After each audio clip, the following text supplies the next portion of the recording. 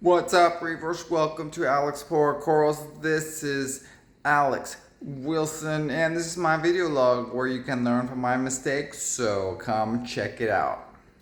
Alright, so here's a shot of my 20-gallon quarantine today. And yep, still suffering with the dinos on them. I'm doing less lighting intensity. I did have 100% blues, but it was starting to drive me crazy, so I thought, well, it should be all the same in theory. So much light, whether it's white or blue. It seemed like it's getting plenty of dino growth under the blues, so I thought, well, I'll just do whites and then lesser light intensity. So I'm gonna be trying that. But one thing that's interesting is that this one has dinos, and so does my main display, and yet they're a little quite different in that this one I haven't fed it in the longest time, whereas the other one has the yellow tang and the two mandarins. So yeah, I'm constantly feeding the tang every day, the nori and mysis flake.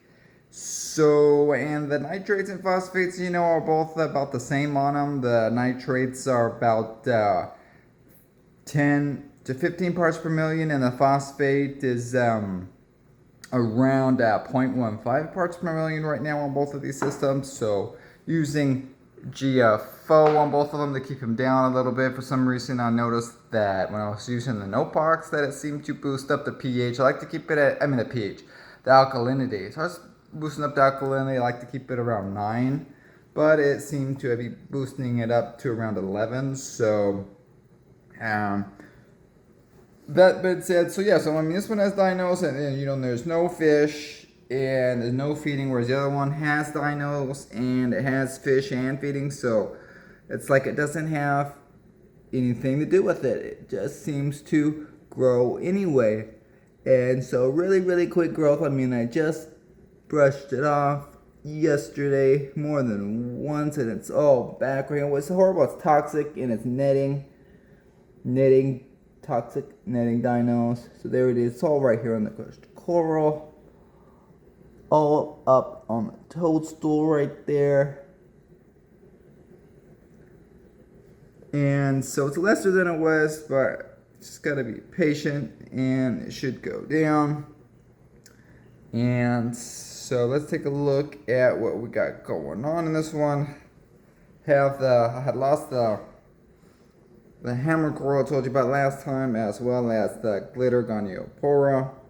So bummed out about the glitter because it was definitely a nice one. So, oh well, no more Gonioporas. Definitely seems to be sensitive. They're sensitive. Once they get going, they seem to be good. But, it's just when they're fragged like that, they can be like weak. Kind of like small young fish or 3/4 inch frags. They're definitely weaker when they're like that. And so Gonioporas are no exception. They have to give them a little bit of a time to get going, and if they get a little bit frag and then they get messed up and they're trying to recover to a new system, and then they just don't recover.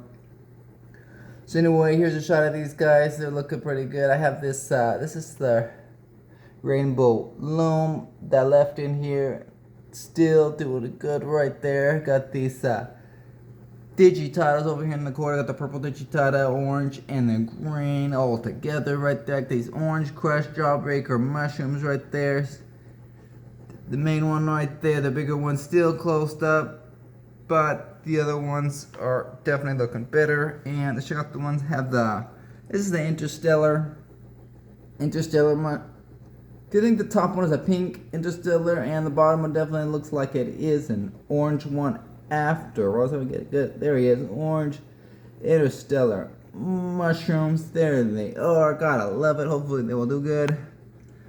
Moved the pink nebula, spotted nebula mushroom over here. See how it's gonna do. But I also increased the flow in here, and a whole bunch of flow. It seems like that the dinos can withstand the flow much more than the corals can. I could blow the dinos off pretty good, with a pipette or with my hand. It requires a pretty good amount of flow with my hand, just like almost a little bit more than what is required to remove the slime algae right, where you have to give it a good whoosh whoosh to whoosh up the slime algae and the dinos. So it's kind of similar, but or if you could just pump up the power head, you know, enough flow in there so that it would do it. But no, it requires much more amount of flow than what a power head can do. And the corals, you know, they can withstand that amount of flow in a short period of time, but it's when it's a prolonged amount of flow that is definitely too much flow. So you can only do that so far. If you only have 100% all acropores, well, you can do that to a much greater extent. But I have some hammers and the frog spawn there, so certainly can't do that for very long with these guys. Otherwise, they will not open up and they will completely get blown. Flesh will start blowing off of them. So yeah, here's a shot of the mushrooms over here. Got these guys. Oh yeah, this is the gold spotted green discosoma, starting to open up just a little bit there. So hopefully it'll like that spot. And yep, what's going on with this with my wild Australian acropora millipora colony? Well, still alive, guys. Check back, but it's hard to really see what's going on with it. It's just a polyp extension and it's in the back right there, but certainly looks okay for now. So check back on the next episode, but it doesn't seem to be having a whole. Thought it'd be long gone by now, but still holding on, so check back. But everything else, Stylophora, these other acropores still have this key lime pie in there, and it certainly is starting to die back right there in the base, but I think it's not getting enough light shading. It's self-shading itself a little bit, but other than that, it's starting to grow very, very slowly. And I still got these other guys in here, the frog skin and the strawberry fields, as well as this is the ACI pink, no, cherry pie millipora.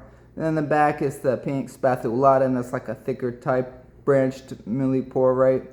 And then the kryptonite acropora over there, still alive. Alright guys, so let's check out this other one over here. What do we got going? Well, I have a screen right here, and I used to have two bars on, like stabilizer bars on either side of it right there, but one started to give me problems. It was, well, first the netting had loosened up, so I started tightening up the netting, and then I probably started to have problems with one of the bars, so I decided to end up taking off both of the bars. And so yeah, I mean, without the bars thus far, it's good. It seems to be lighter, but it can, you know, have the possibility of starting to bow inwards, you know, and then not catching the little clips up here that hold it in place. So check this one right here. The clip can start to go in a little bit, so I have to keep an eye on it and be careful with it. But other than that, like, it looks a lot cleaner and it's lighter, so I'm gonna try that for now. Right, Yellow Tang, what's up, dude? Let's check it out. What's going on? This is the main display, still alive. Still got dinos in here. Let's check it out. So crushed coral's looking pretty brown right here. Is it dinos? Is it red slime, or is it actual just diatoms and some green algae? But yeah, definitely have some dinos still going on. What, dude? You're supposed to be eating the dino flagellates. That's what I'm paying you to do over here, Yellow Tang. Alright, it's over here. It likes to hang out over here where I have these small frags and where the flow's hitting it just right. Right, Mandarin? Right here is where we're getting this dino flagellate garden. This is my dino flagellate garden right here, and it likes to bubble up to the top and slime up in these dino toxic streams.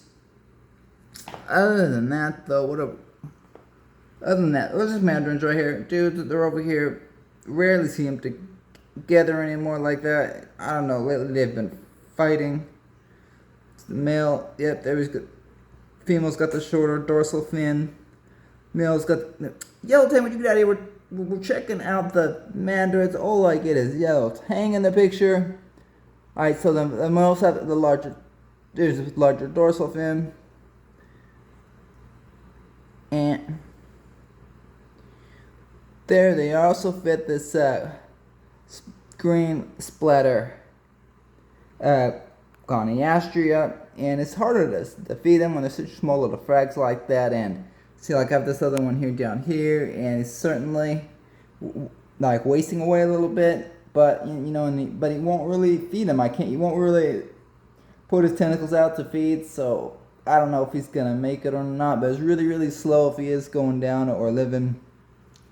And other than that, though, I have this. Oh yeah, I fed this other Goniastria over here. What I was gonna do is flip him down. I think he might be happier just flat. I have him like angled upward, so I fed him just a little bit. He was opened up last night, just a hair, so we can do that.